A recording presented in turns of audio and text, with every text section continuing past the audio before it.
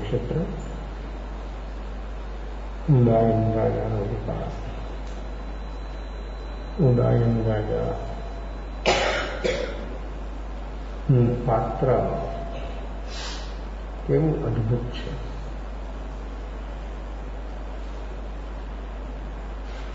જેવા પ્રકારનું પાત્ર હોય તે રીતે તેનું પરિણામ થાય. વરસાદ બધી જગ્યાએ એક સરખો વરસે. વરસાદમાં કોઈ ભેદ નથી, પણ એક જ ક્યારામાં આંબો હોય, લીમડો હોય, બીજા છોડ હોય, ખીજૂરનું ઘાસ હોય. વરસાદનું પાણીનું જે પરિણમન છે એ આંબામાં, લીમડામાં, બીજા ઘાસમાં કઈ રીતે થાય? વરસાદ વરસાદ જ છે. સમુદ્રમાં પણ વરસાદ વરસે. સમુદ્રમાં વરસાદ વરસે તો અનેક જીવો સમુદ્રમાં છે. જેટલા જમીન ઉપર જીવો નથી એનાથી વધારે જીવો સમુદ્રમાં છે. એમાં સ્વાતિ નક્ષત્ર, અત્યારે 3 દિવસ સ્વાતિ નક્ષત્ર હતું. ભગવાન મહાવીરનો નિર્વાણ સ્વાતિ નક્ષત્રમાં થયો છે. એ સ્વાતિ નક્ષત્રનો વરસાદ વરસે અને કોલું માછલી એ બુંદ જેટલા ઝીલી લે ઉપરથી એના સાચા મોતી બને. સમુદ્રમાં જે વરસાદ પડે એનું પરિણામ ખરા રીતે જીવે. જે જીવો, સાપ પણ એના મોઢામાં પાણી ઝીલી લે વરસાદનું, તો એનું પરિણામ જે પ્રકારનું વર્તમાનમાં જેવું પાત્ર હોય. વસ્તુ તો અમૃત છે. વરસાદ તો અમૃત છે. અમૃતની ધારા વરસે અને એનું પરિણામ દરેક જીવની વર્તમાન જેવા પ્રકારની પાત્રતા હોય તે રીતે જ તેનું પરિણામ થાય. લીમડો વાવ્યો અને પછી એને પાણી નહીં, દૂધ પાવ. રોજ દૂધ પાવ પાણીને બદલે. અને આંબો દૂર વાવ્યો હોય અને પાણી પાવ. દૂધથી સિંચન કરે લીમડાને રોજ તો પણ એમાં એની કડવાશ દૂર થાય. કેમ? પાય છે દૂધને. દૂધ તો અમૃત છે અને અમૃત જેવું દૂધ પણ વિષ રૂપે એનું પરિણમન થાય. સાપને પણ લોકો દૂધ પાય તો એનું પણ વિષ જ બને. એમાંથી અમૃત.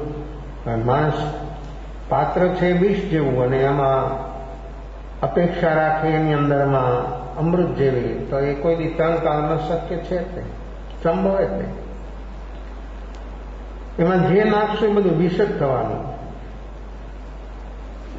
પરમાત્મા તીર્થંકર ભગવાન મહાવીરની જે અંતિમ દેશના અને 36 પ્રહર સુધી કન્ટિન્યુ ચાલી, એમાં અનેક આત્માઓ સમ્યક દર્શન, દેશવીરતિ, સર્વવીરતિ અને એનાથી પણ ગૌતમ જેવી વ્યક્તિની છલાંગ લાગી તો પરમાત્મા વિતરાગ બની ગયા.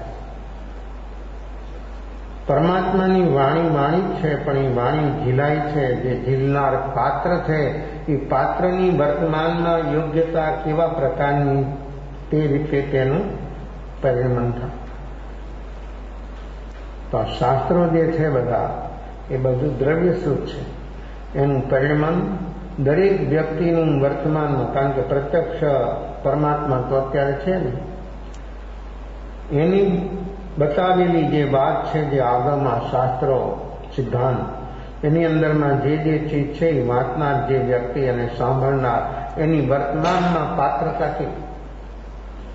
કેવી છે એની અવસ્થા, તે રીતે એનું પરિણામ થાય. જેને સમ્યક દર્શન પ્રાપ્ત છે એવી વ્યક્તિ સાંભળે તો એક બૂંદ ન જવા દે. એ બધું એવું અમૃત છે અને એ અમૃતને પી જાય.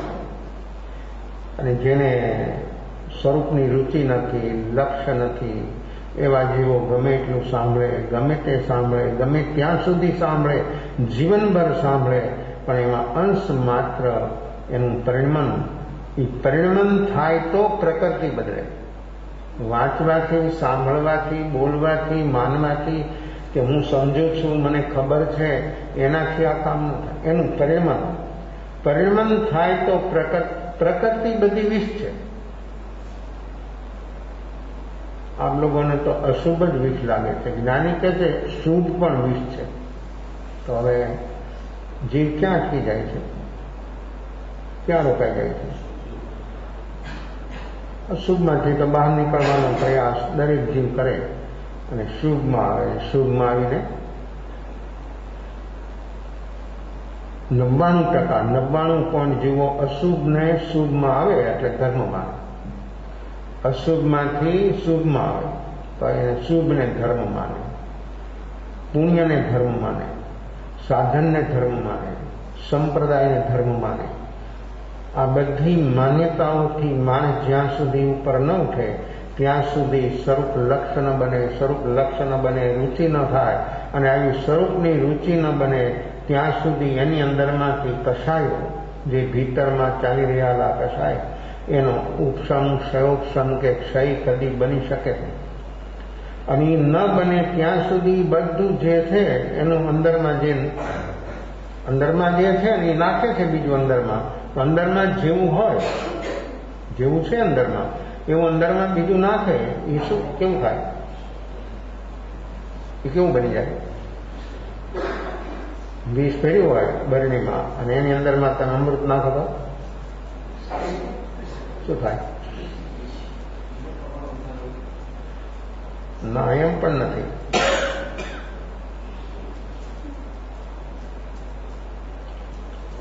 અમૃત ઘણું બધું હોય, એનામાં 20 એક જ બૂંદ નાખો ને તો પણ બધું 20 રૂપિયાનું પરિણામ થઈ જાય. દૂધ પાક બનાવતા હોય, ક્યાંય ખુલ્લી જગ્યા રહી ગઈ અને ઉપરથી ગરોળીની લાળ પડી ગઈ અંદર, કોઈએ જોઈ લીધું. 20 લીટર દૂધ પાક કેસર, કસ્તુરી, બદામ, પિસ્તા નાખીને એવો બનાવ્યો છે દૂધ પાક, અને એવી એની સુગંધ આવે. પણ એક વ્યક્તિએ જોયું અને બધાને આમ પીરસી દીધું. બધા આમ જમવા માટે તૈયાર છે. આવીને કોઈએ કહ્યું કે આમાં વિષ પડ્યું છે, તો શું થાય? સાંભળનારે જોયું છે, એક જ માણસે જોયું છે, અને બોલે તો છોડી દે કે પી જાય? કેમ? 20 લીટર દૂધ પાક, એની અંદરમાં એક બૂંદ વિષ પડ્યું, શું થયું? 20 લીટર દૂધ પાક વિષ થઈ ગયું.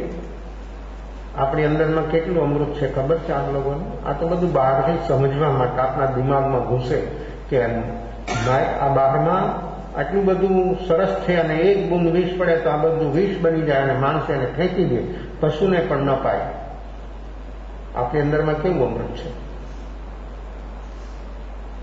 અને એમાં વિષ શું છે? આ નેગેટિવ બધી પ્રકૃતિઓ, ક્રોધ, માન, માયા, લોભ, રાગ, દ્વેષ, સંગના, વાસના, લાલસા, તૃષ્ણા, એક બૂંદ પડે તો બધો દૂધપાક ફેંકી દેવો પડે. અહીંયા આપણી ભીતરમાં અમૃત પણ કેટલું છે? છલોછલ ભર્યું છે, પણ એની અંદરમાં વિષ કેટલું છે? આ નેગેટિવ બધી જ પ્રકૃતિઓ જે છે, કર્મરૂપ અવસ્થા જે છે, કર્મની જેટલી પ્રકૃતિઓ છે એ બધું વિષ છે. ક્યાંથી અમૃતનો આસ્વાદન આવે? અમૃતનો સ્વાદ ક્યાંથી આવે? આ અનંત જન્મ કેમ થયા? અનંત જન્મથી આ પ્રોસેસ ચાલી રહી છે વિષને વધારવાની. અને એક એક જન્મમાં જીવ એ વિષને વધારે છે કે વિષને કમ કરે છે? પ્રકૃતિઓનો ગુણાકાર કરે છે કે પ્રકૃતિઓથી ઉપર ઉઠે છે? જન્મ ગમે ત્યાંમાં, દેવ હોય, મનુષ્ય હોય, તિર્યંશ હોય, નારક હોય, પશુ પંખી હોય, ગમે તે વનસ્પતિ હોય કે કોઈ પણ એકંદરીથી પચંદરી સુધી કોઈ પણ ગતિમાં કોઈ પણ જીવ છે એ દરેક ગતિમાં જીવ એ પ્રકૃતિનો તો ક્યાંથી અમૃત મળે? પોતાની અંદરમાં ભરેલો શાંત સુધા રસ એક બૂંદ કથી મળ્યો નથી. કેમ મળે? ક્યાંથી મળે? આ પ્રકૃતિનું વિષ દિવસ રાત અંદરમાં પ્રકૃતિઓ અંદરમાં વધે જ જાય છે. ચેતન ભગવાન આત્મા આવો મૂર્છિત બની ગયો આ પ્રકૃતિઓની સાથે રહીને. આત્મા પરમાત્મા છે, આ બે મંદિર છે, પણ એની અંદરમાં વિષ. આ વિષનું કામ શું છે? બધું વિષમ બનાવી દે, બધું વિષરૂપ બની જાય. અને આ પ્રકૃતિઓનું વિષ, સાપના વિષથી કે જગતમાં જેટલું બહારનું પોઈઝન છે એ બધાથી ભયંકરમાં ભયંકર જો પોઈઝન હોય તો આ પ્રકૃતિઓનું છે. લાગે છે આપણને? આપને એવું કોઈ ફીલ થાય છે કે આ પ્રકૃતિઓનું વિષ આટલું બધું જલદ, આટલું બધું ખતરનાક ભયંકર કોઈને સાપ કાટે? કદાચ ટ્રીટમેન્ટ સમયસર મળી જાય તો એનું આયુષ બળવાન હોય તો બચી પણ જાય. પણ આ ક્રોધનું વિષ એ કેટલું છે? ક્રોધનું વિષ કેટલું છે? કેવું છે? નિમિત્ત આવ્યું ને માણસમાં ક્રોધ થાય ત્યારે એ વિષ કેટલું વધે છે. આપણે કેમ મૂર્છિત છીએ? આ મૂર્છિત અવસ્થામાં આપણે કેમ જીવી રહ્યા છીએ? કારણ કે ક્ષણ ઉદય ભાવ તો ચાલી રહ્યો છે. એ ઉદય ભાવને અનુરૂપ સામે નિમિત્ત તો હાજર જ હોય છે. અને વ્યક્તિ નિમિત્ત જોવે, સાંભળે કે જે કાંઈ નિમિત્તની અવસ્થા બને એ પકડાય, અને પકડાય પછી ફીલ થાય. ફીલ થયું જ પકડાનું. પછી ક્યાં સુધી ફીલ થાય? ક્યાં સુધી રહે એ વાત? કેટલા સમય સુધી રટન ચાલે? છે લિમિટ? સમયની કોઈ લિમિટ બાંધી છે કે 5 મિનિટ, 2 મિનિટ, અડધી કલાક, 1 દી, 2 દી, 5 દી, 15 દી, મહિનો, 6 મહિના, જન્મ સુધી ઘૂંટે ને રટે એનું શું થાય? આ કેમ થયું નથી? આ સમ્યક દર્શન બોધિ કેમ પ્રાપ્ત થતું નથી? એક ક્ષણમાં અંદરમાં વ્યક્તિ ડૂબી જાય અને આ પ્રકૃતિઓથી ઉપર ઉઠી જાય તો સ્વયંને સ્વયંનો પણ કેટલી મૂર્છિત અવસ્થા, કેટલી બેહોશી! આની મૂર્છિત અવસ્થા આ પ્રકૃતિ અને આ નિમિત્તો જેટલા ઉપસ્થિત થાય અને નિમિત્ત ફીલ થાય એટલે વ્યક્તિની મૂર્છાનો ગુણાકાર થાય અને વ્યક્તિ પોતે પોતાના આત્માને કેટલું 100% નુકસાન કરી રહ્યો છે. અને આ પ્રકૃતિનું નુકસાન માત્ર આત્માને જ થાય છે નહીં, એનાથી શારીરિક શરીરને નુકસાન થાય, માનસિક નુકસાન થાય. માનસિક નુકસાન ટેન્શન, તણાવ રહે, આપાઘાતી, શિર પચીસી. આ માનસિક, શારીરિક, માનસિક, વ્યવહારિક કેવું દુઃખ બને? જેની પ્રકૃતિ આવી નેગેટિવ હોય ને નેગેટિવમાં જે વ્યક્તિ વર્તતી હોય એને આખા પરિવારની અંદરમાં એ વ્યક્તિ તુચ્છ બને, 100% એની ઉપેક્ષા કરે. એવી વ્યક્તિ ભટકાઈ ગઈ, શું થાય? એની અવસ્થા હોય, એવો એનો સ્વભાવ હોય કે ક્યાંય ઠીક થાય નહીં, ક્યાંય સેટ ન થાય, કોઈ હાલતમાં સેટ ન થાય. ગમે એટલું લેટ ગો કરો, ગમે એટલું જવા દો, પણ એ વ્યક્તિની અંદરમાં રહેલી આ પ્રકૃતિ એ વ્યક્તિને ક્યાંય સેટ ન થવાય. આખા પરિવારની અંદરમાં એ વ્યક્તિ નામચીન બની જાય. અને એવી એની આદતો હોય ને એવી એની રહનસહન હોય કે વ્યક્તિ બધાને તંગ કરે અને બધા એનાથી ડરે, બધા એનાથી ભયભીત થાય. કેમ? શું? આ પ્રકૃતિ એક વ્યક્તિની તો શારીરિક, માનસિક, વ્યવહારિક, કૌટુંબિક પરિવારની અંદરમાં રિલેશનમાં ક્યાંય કોઈની સાથે કોઈ મીઠો સંબંધ રહેવા જ નથી. કેમ ન રહે?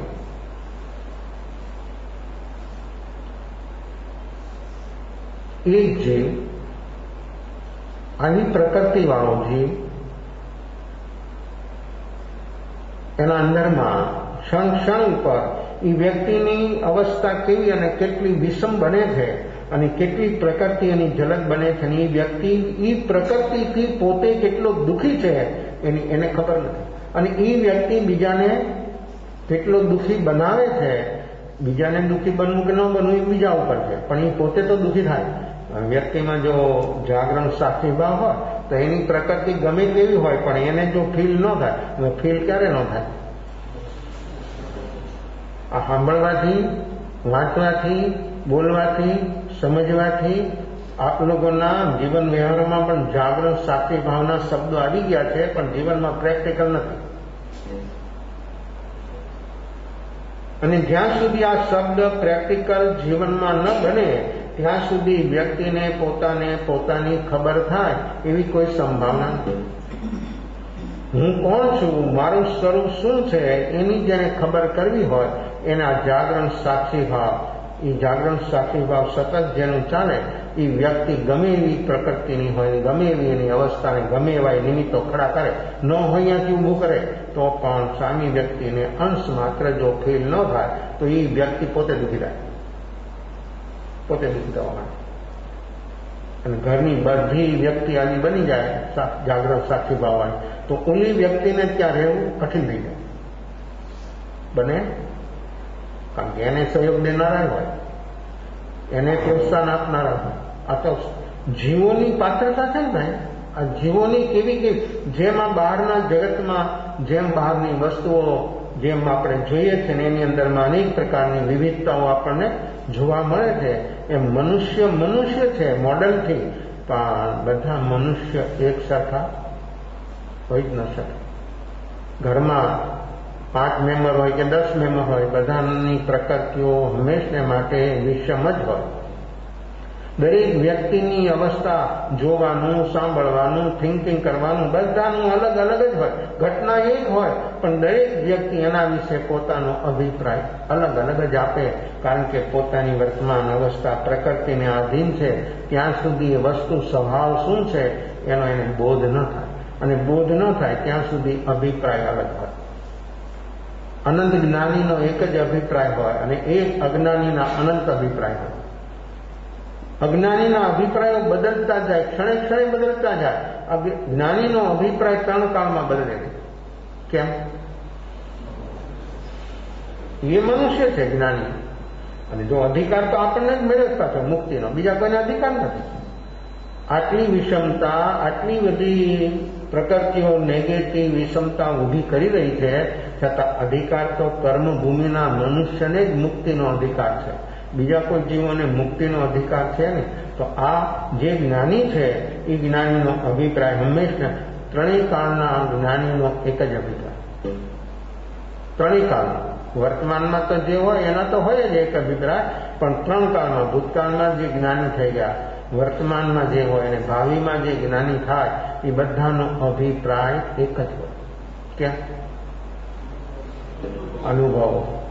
એને બધો અનુભવ આત્માનો છે, અને આત્માનો અનુભવ જેને થાય એને બહારમાં જે પૂતગલ, 2 તત્વો મેઇન છે, જીવ અને પૂતગલ, જીવ અને જળ. જીવ એટલે ચેતન અને જળ એટલે જે બહારના પદાર્થો, આ શરીરથી લઈને બધું જે આ ચરાચર જગત આપણી દ્રષ્ટિમાં આવે છે, એ બધું જગત જે જોઈએ છે આપણે, એ બધું જળ છે. તો જીવ અને જળ, ચેતન અને પૂતગલ. તો પૂતગલ પોતે પોતાને જાણી લીધો, પોતે પોતાને અનુભવી લીધો, અને એનું પ્રતિપક્ષી દ્રવ્ય જળ. તો જળના ગુણધર્મો પણ જાણી લીધા. જીવને જાણ્યું પોતે એટલે જળના ગુણધર્મો બધા એને જણાવી ગયા. જાણવા પડે નહીં, એક એકને અલગ ન કરવા પડે. જળની અંદરના જે એના પણ ગુણધર્મ છે, એમાં પણ ગુણ છે. વર્ણ, ગંધ, રસ અને સ્પર્શ એ પૂતગલના ગુણો છે. જ્ઞાન, સુખ, શક્તિ, ક્ષમા, સરળતા એ બધા આત્માના ગુણો છે. તો આત્માના ગુણો આત્મા મારીએ. જો આત્માનું શરીર સાથે છે, પણ આ દેહમાંથી આત્મા રવાના થઈ જાય પછી આત્માનું એક ગુણામાં હોય. કેમ?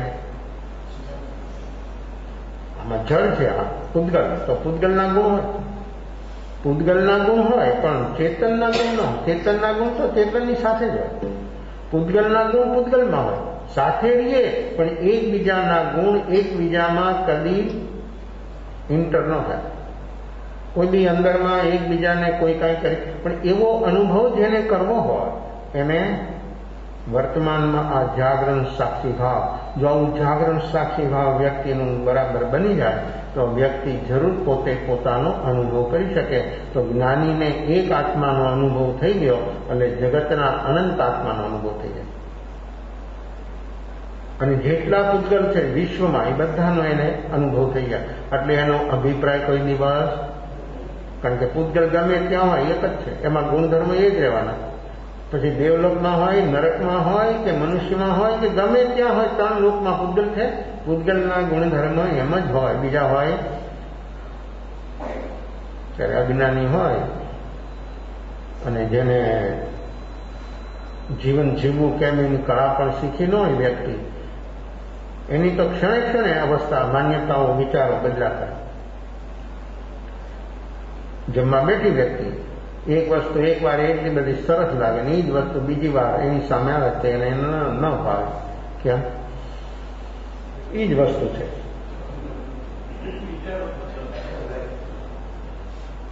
એ જ વસ્તુ છે ને એક વાર એટલી બધી એની પ્રશંસા કરી વસ્તુને ને એટલું બધું ઓરલોટ એને ઉપયોગ પણ કરી લીધો અને પછી એનો પરિણામ વિપરીત આવ્યું. પછી એ વસ્તુ સામે આવે ત્યારે વ્યક્તિને એ વસ્તુમાં સુખ લાગતું, એને બદલે એ વસ્તુમાં એને કેમ?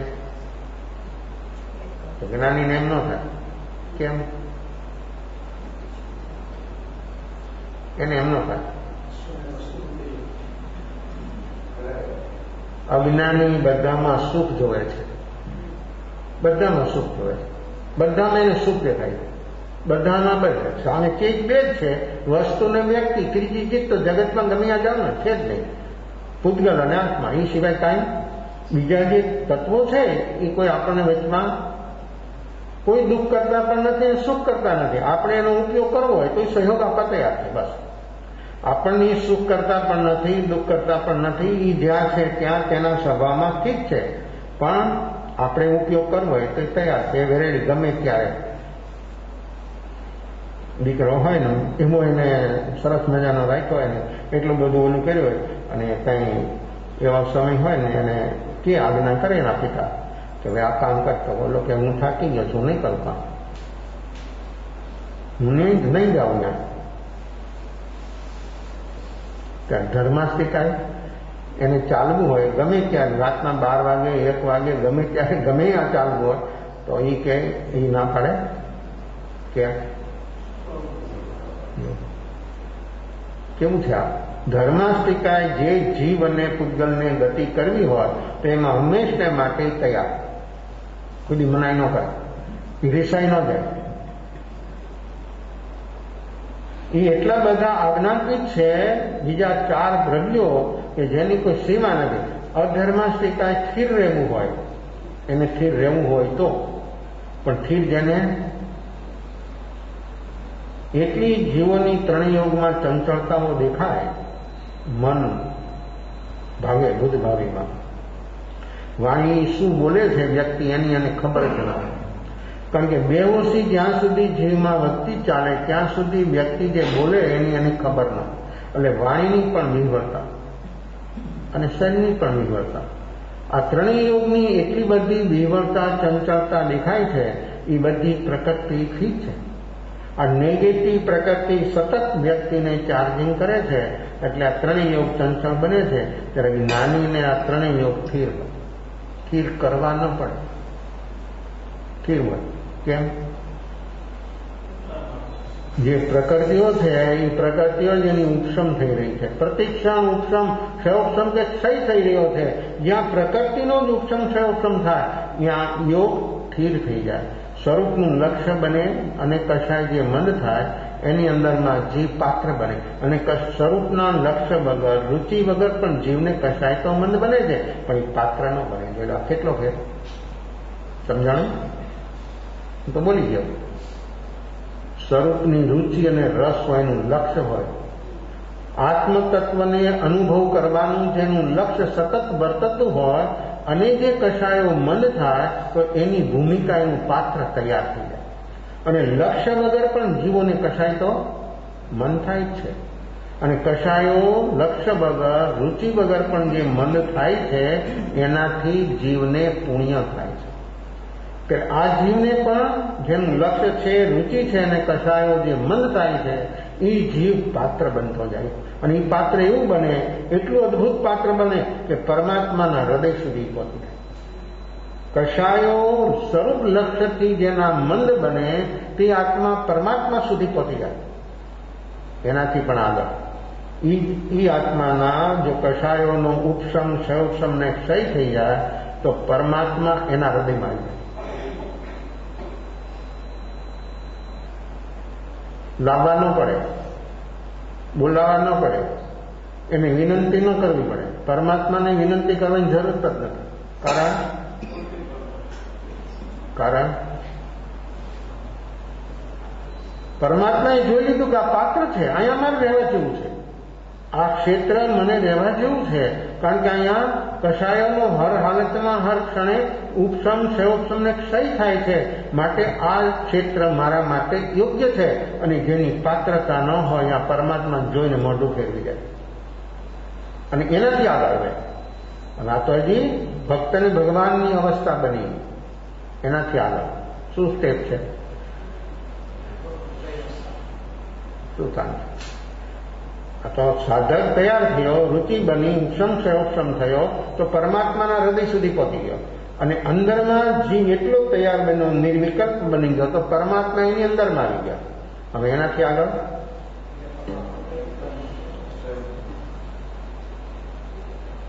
આગળનું સ્ટેપ છે. કઈ રીતે સાધક એક સ્ટેપ બાય સ્ટેપ આગળ વધી શકે છે, પણ એનું લક્ષ્ય હંમેશને માટે સ્વરૂપનું હોવું જોઈએ કે મારો આત્મા વર્તમાન અકશાય જ્ઞાયક સ્વરૂપ ચેતન ભગવાન આત્મા છે. આપણી સમગ્ર દિનચર્યામાં રે યાદ કે કોઈ યાદ કરનાર રાખવું જોઈએ. નોકર રાખો છો બધા કામ કરવા માટે.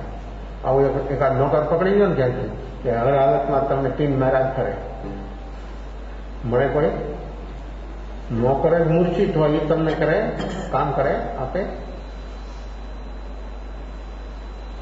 માણસો કે જોઈએ છે પણ ભૂલી જવાય. કેમ ભૂલી જવાય? એ ભૂલી કેમ જવાય? હવે આ પોતાની વાત છે, આત્માની વાત છે, નિજ ઘરની વાત છે, એને ભૂલાઈ જાય અને ભૂલી જવાય. થોડી ક્ષણો જોવે પછી ભૂલી જવાય. કેમ? જો આ બધાની અવસ્થા એ છે, આ બધાની હાલત એ છે. કેમ એમ? આનું નામ પ્રમાદ. આ પ્રમાદ કેટલો વિશાળ છે, પ્રમાદ કેટલો સઘન છે, અને એ પ્રમાદની તાકાત કેવી છે? આખી ચેતનાને પ્રમાદ યુક્ત બનાવી દીધી, ચેતના આખી મૂર્છિત બનાવી દીધી. આ પ્રમાદની શક્તિને સામર્થ્ય સામાન્ય નથી. ચેતન જેવો ચેતન છે એને મૂર્છિત બનાવી દીધો આ પ્રમાદથી. અને એ પ્રમાદ જ્યાં સુધી જીવમાં હોય ત્યાં સુધી કદી પણ વ્યક્તિ વર્તમાનમાં જીવી શકે ન જીવી શકે. અને પ્રમાદ એ આશ્રમનું મોટામાં મોટું બળવાન કારણ છે, સમર્થ કારણ છે. એ બીજા આશ્રમને પણ એ પુષ્ટિ આપે છે અને બીજાને સહયોગ આપે છે. અને બીજા આશ્રમના કારણો એટલે કે મિથ્યા, અવરત, કશાય અને યોગ બધા અશુભ. અને એટલા બધા એની વૃદ્ધિ બને પ્રમાદની અવસ્થામાં કે વ્યક્તિ પોતે જ મૂર્છિત છે, ચેતના પોતે જ મૂર્છિત છે. અને એ બધું આ ત્રીજા સ્ટેપમાં જો જવું હોય તો ત્યાં ભક્ત પણ નહીં ને ભગવાન પણ નહીં, અદ્વૈત દ્વૈત છે. હજી હું અને તું છે. તો હું પણ ન રહીએ અને તું પણ ન રહીએ ત્યારે એક બની જાય. અને આ એક રૂપ બની જવું તે છે શિખર અવસ્થા, એ છે આપણી મંજિલ.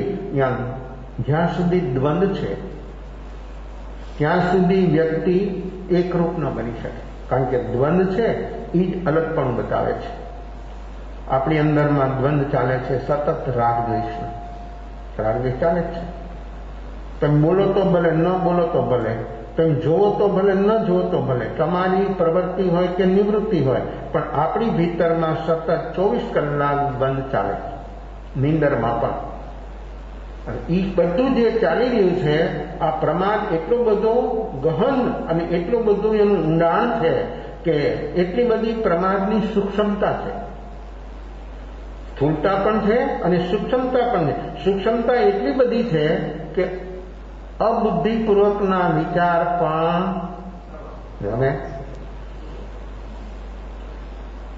જે બુદ્ધિપૂર્વકના વિચાર એટલે કે જે વિચારોને આપણે મહેસૂસ કરી શકીએ એ વિચાર તો પ્રમાદ છે જ, પણ અબુદ્ધિપૂર્વકના, જ્યાં મન અને બુદ્ધિ પણ કામ ન આપી શકે, મન અને બુદ્ધિ પણ જે વિચારોને મહેસૂસ ન કરી શકે એવા વિચારો પણ પ્રમાદ છે.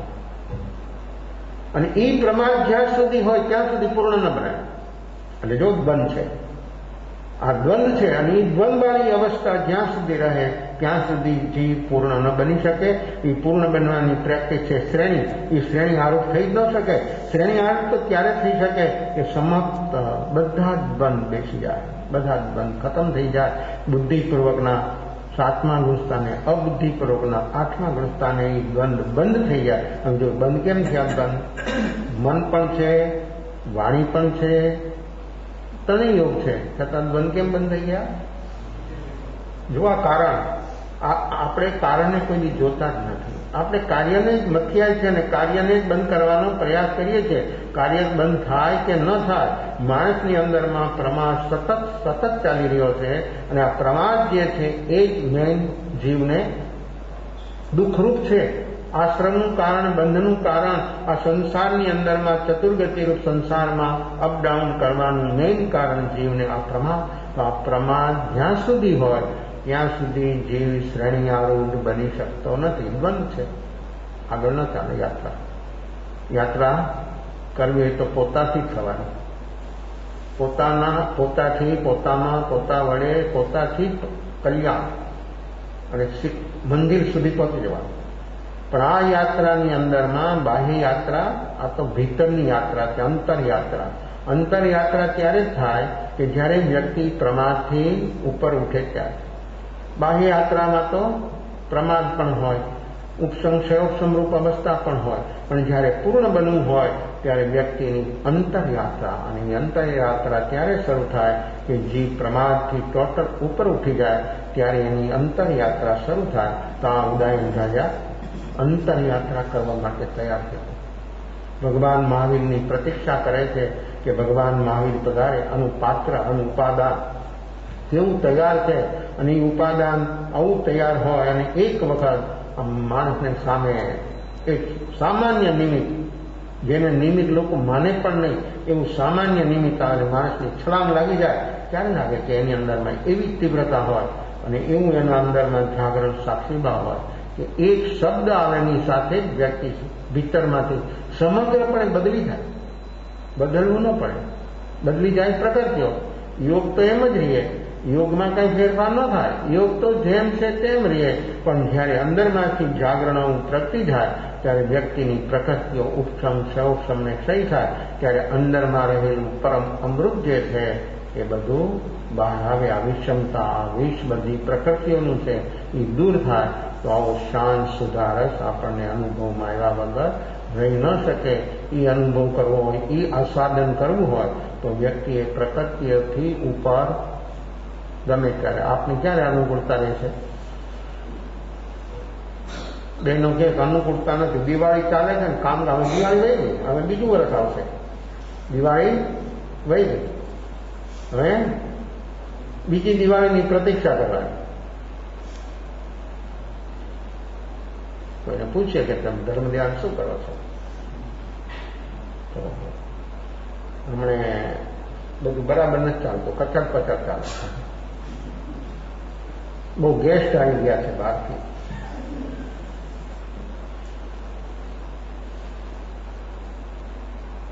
કેવી કેવી અવસ્થા બને, કેવી કેવી ઘટનાઓ ઘટે. આ બધું બહારથી ચાલે, બહારથી બધું હોય, આવે ને જાય. પણ ભીતરની અવસ્થા વ્યક્તિની કેવી છે? ભીતરમાં શું છે?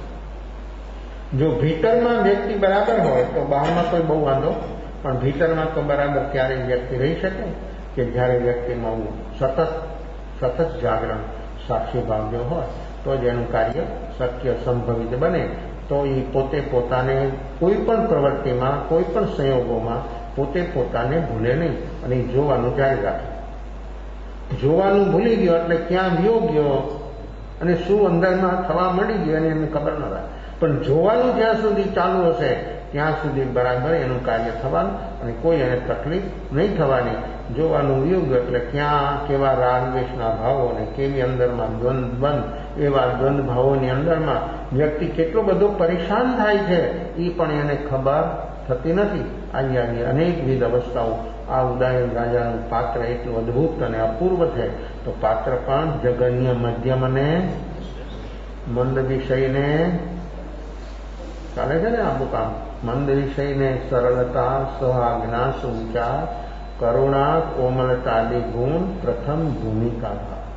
આ પ્રથમ ભૂમિકા, પ્રથમ પાત્ર જગન્ય મિનિમમ. આવું વર્તમાનમાં હોવું ઘટે, આવું જીવન વ્યક્તિનું હોવું જોઈએ. પ્રથમ પહેલું સ્ટેપ મંદ વિષયને જો આવ્યું મંદ વિષયને સરળતા. જો કશાય મંદ બને તો જીવ સરળ બને. હજી આ તો સરળતા છે પણ હજી ઔપચારિક છે. કશાયો મંદ બને સરળતા આવે યોગમાં આવે. પણ જ્યારે કશાયોનો ઉપશમ થાય ત્યારે જે સરળતા આવે તે ઉપયોગ જાગે. આ ભેદ હું બોલું છું એ સમજવાનો પ્રયાસ કરજો. જીવના કશાયો મંદ થાય તો યોગ સરળ બને. એટલે કે પુણ્ય કેટલું હોલસેલ જથ્થાબંધ થાય. કેટલું થાય? મેરુ જેટલું. મેરુ પહાડ જેટલું પુણ્ય થાય.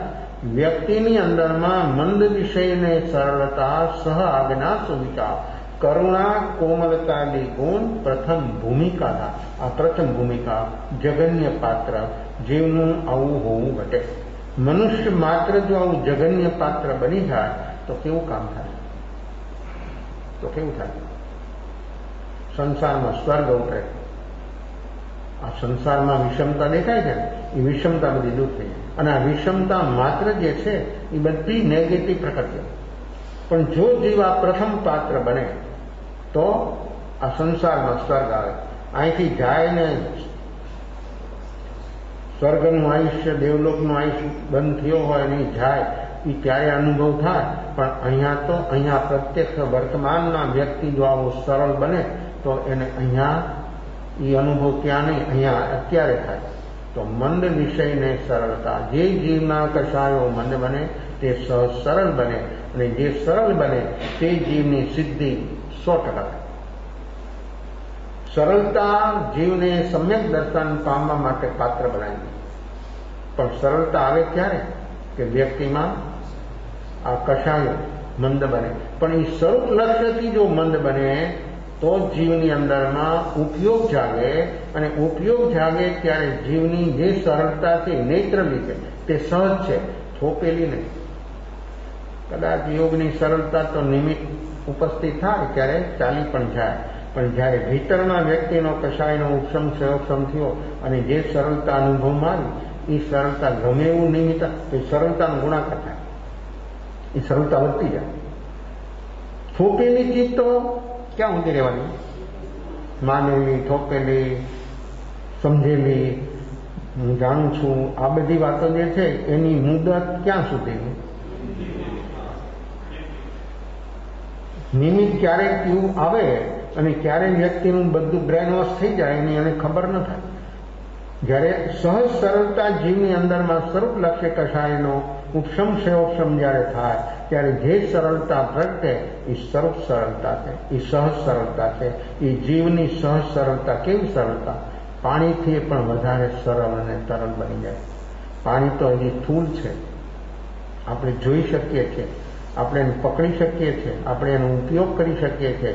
ત્યારે પાણીથી પણ પાણી ગરમ થાય 100 ડિગ્રી પર ભાપ બની જાય ને તો ભાપ આમ વાતાવરણમાં ભેજ હોય તો એમાં પાણી છે એ આપણે જોઈ શકીએ છીએ.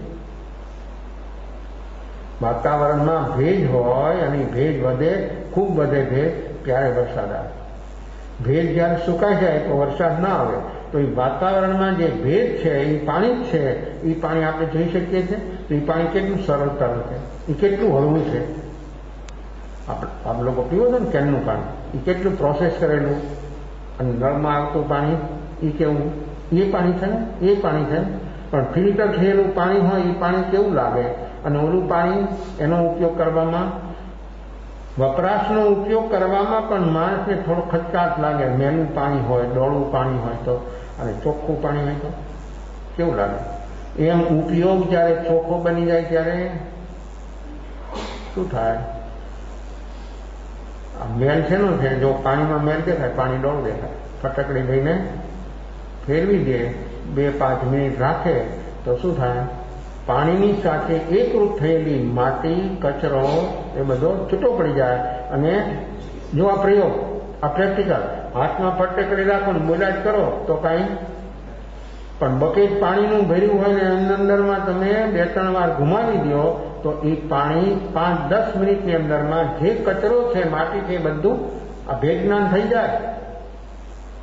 આમ જ ભેજ જ્ઞાન થાય. આ માટી અને પાણી એક છે, એટલું પાણીનો કલર બદલી ગયો હોય, પણ ફેરવો અને થોડી વાર રહીએ તો માટી બધી અલગ થઈ નીચે બેસી જાય. અને એ માટી એટલી મુલાયમ હોય કે આમ તમને ચોંટી જાય. પાણીની સાથે રહેલી માટી અલગ થઈ શકે છે, કારણ કે અલગ છે અને ભેગી થઈ છે. એમ આત્મા ને કર્મ બે અલગ છે પણ ભેગા થઈ ગયા છે. તેનાથી આ પ્રમાણથી જો વ્યક્તિને જેમ ઓલી પ્રોસેસ છે, ફટકડીને ફેરવવી છે, પ્રેક્ટિકલ છે આ, એમ જીવનમાં જાગરણ સાક્ષી ભાવ પ્રેક્ટિકલ છે. જેનામાં હું જાગરણ સાક્ષી ભાવ પ્રગટે એટલે શું થાય? અંદરમાં રહેલી પ્રકૃતિનો ઉપસામ ક્ષયોક્ષમ કેવું જાગરણ છે? કઈ ડિગ્રીનું છે? જગન્ય ક્ષયોક્ષમ, મધ્યમ ઉપસમ, ઉત્કૃષ્ટ શૈલ. તો વાતાવરણમાં રહેલું પાણી છે, આપણે જોઈ નથી શકતા એ પાણી કેટલું બધું હળવું છે. તપેલીમાં બરફ મૂકો અને પછી ઢાંકી દો, 2-5 મિનિટ રહીએ તો તપેલીની ચારે બાજુ પાણીના બૂંદ જામી જાય. એ પાણી તપેલીમાંથી બહાર આવ્યું તો વાતાવરણમાં જે પાણી છે એ પાણી કોને પકડ્યું? કોને ખેંચ્યું? એ ઠંડક, 0 ડિગ્રીની ઠંડક છે. આઈસ ક્યારે બને? પાણી 0 ડિગ્રી પર. 0 ડિગ્રી ઉપર રાખો તો આઈસ બની જાય, 100 ડિગ્રી ઉપર બને તો ભાપ બની જાય. જો પાણીની આ 3 અવસ્થા, 0 ડિગ્રી આઈસ, 100 ડિગ્રી ભાપ, અને મધ્યમમાં જે ચાલે છે પાણી બધું ઉપયોગમાં આવે છે એ મધ્યમ છે અવસ્થા. આ પાણી પાણી છે, આત્મા આત્મા જ છે. એની પણ આ જગન્ય, મધ્યમ ને ઉત્કૃષ્ટ આ 3 પાત્રતા. જે જીવની વર્તમાન અવસ્થા કેવા કેવા પ્રકારની ચાલી રહી છે એ જીવ જો જોવા માટે તૈયાર હોય તો પાણી વાતાવરણમાં રહેલું એને જ્યારે તપેલીની ચારે બાજુ પાણી અને વધારે સમય રહે તો નીચે જ ચાલવા માંડે. આજે એવા પ્રયોગો થાય છે, સાયન્ટિસ્ટ લોકો પ્રયોગો કરે છે. આ નાળિયેરી છે, નાળિયેરની અંદરમાં પાણી આવે છે. કેવું છે આ? એના પાંદડા જોયા છે નાળિયેરીના? એની રચના કેવી છે? પણ પાણી માણસને આમ ખોલીને તૈયાર હાથમાં રાખીને ગ્લાસ જ મળતો, એનો અભ્યાસ કરવાની કોઈ જરૂર, એને શું જરૂર? વાતાવરણમાંથી એ નાળિયેરી પાણીને પકડે છે. અને સમુદ્ર કિનારે વધારે થાય કેમ? જો સમુદ્રનું પાણી સતત એમાંથી બાષ્પીભવન થાય છે, સતત. અને જો સમુદ્રનું પાણી છે ખારું પણ બાષ્પીભવન થાય એ પાણી બધું મીઠું. સમુદ્ર કિનારે નાળિયેરી હોય એનું પાણી મીઠું. તો એ સમુદ્રનું જે બાષ્પીભવન થાય છે એ નાળિયેરીના પાકતાની એવી રચના છે એ પાણીને પકડે છે. અને એ પાણી બધું કેટલું એનો ઉપયોગી કરી શકે છે. અને આજે એવી કૃત્રિમ નાળિયેરીઓ બનાવી સાયન્ટિસ્ટ લોકોએ, પ્લાસ્ટિકની, અને રણ પ્રદેશની અંદરમાં એને નાળિયેરીની માફક લગાવી દીધી. અને નીચે એમાં એસી ચાલે છે અહીંયા જો અહીંયા પાણી છે, ભેજ એ પકડીને બહાર કાઢે છે. અહીંયા છે ને હોલમાં ગમે ત્યાં તમે એસી લગાવો એટલે પાણી બહાર આવે. કેમ? અંદરમાં રહેલો ભેજ છે એ બહાર લઈ લે, ખેંચી લે. જો એમાં ઠંડક છે, એ ઠંડકથી અંદરમાં રહેલા ભેજને ખેંચી બહાર કાઢે છે. હવે રણ પ્રદેશની અંદરમાં એ નાળિયેરોને એને લગાવી દીધી અને નીચે રાખે બોટલો, પાઇપ. અને એ પાઇપથી એ નાળિયેરીનું પાણી પકડાઈને નીચે પાઇપ દ્વારા નીચે બોટલમાં આવે. રણ પ્રદેશમાં, અને પાણી કેવું હોય? કેટલું ચોખ્ખું? વાતાવરણમાં રહેલું ચોખ્ખું શુદ્ધ પાણી એ પાણી બોટલમાં આવે. તો નાળિયેરના પત્તાની રચના એવા પ્રકારની છે, અને એ પકડી લે અને એ હવાથી બધું એની અંદરમાં આવી જાય અને છેક નીચે સુધી પાણી આવી જાય. તો આવી બધી પ્રોસેસ અનેક પ્રકારની છે. આપણે જોઈ શકીએ છીએ બહારમાં, આમ પાણી જોઈ શકતા નથી, પણ આવા પ્રયોગથી પાણીને આપણે પકડી શકીએ છીએ, લાવી શકીએ છીએ, એનો ઉપયોગ કરી શકીએ. એમ આત્મા પકડાતો નથી. પકડાય છે? મન બુદ્ધિ ઇન્દ્રિયોથી આત્મા પકડાવાનો નથી, પકડી શકાય નહીં. કારણ આપણા આ 10 પ્રાણ છે એ બહુ સ્થૂળ છે, એનું કાર્ય એટલું બધું સૂક્ષ્મ નથી. જ્યારે ઉપયોગ જે છે એવો સૂક્ષ્મ છે કે આત્મા સ્વરૂપ ઉપયોગ સ્વરૂપ આત્માનો ઉપયોગ બે અભેદ. તો એ ઉપયોગ ક્યારે જાગે? અને એ ઉપયોગ જ્યારે જાગે ત્યારે આત્મા અનુભવમાં આવે. બધું ભેળ છે, બધું મિશ્ર, પણ ઉપયોગની તાકાત એવી છે કે અલગ કરનાર. પણ ઉપયોગ એવો ક્યારે જાગે? આપણી પાસે છે, ઉપયોગ ક્યારે જાગે? નિમિત્ત સાથે એકરૂપ થઈ જાય તો ઉપયોગ અજ્ઞાન, અને નિમિત્તથી અલગ થાય તો ઉપયોગ જ્ઞાન સ્વરૂપ બની જાય. અને જ્ઞાન સ્વરૂપ ઉપયોગ છે એ કેવું કામ કરે? અંદરમાં જે બધું છે ને કચરો, એ બધો કચરો ઉપયોગમાં અંશ માત્ર કચરો ન રહે, અને બધો કચરો અલગ કરી નાખે એવી તાકાત છે ઉપયોગમાં.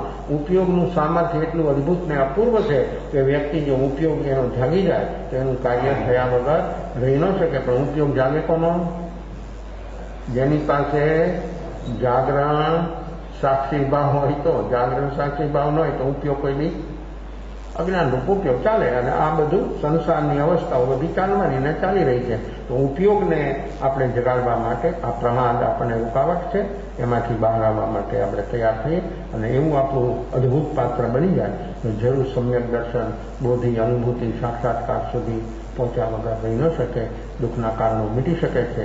વર્તમાનમાં વ્યક્તિનું લક્ષ્ય અને રુચિ બને તો આત્મીય ધ્યાન કરીએ.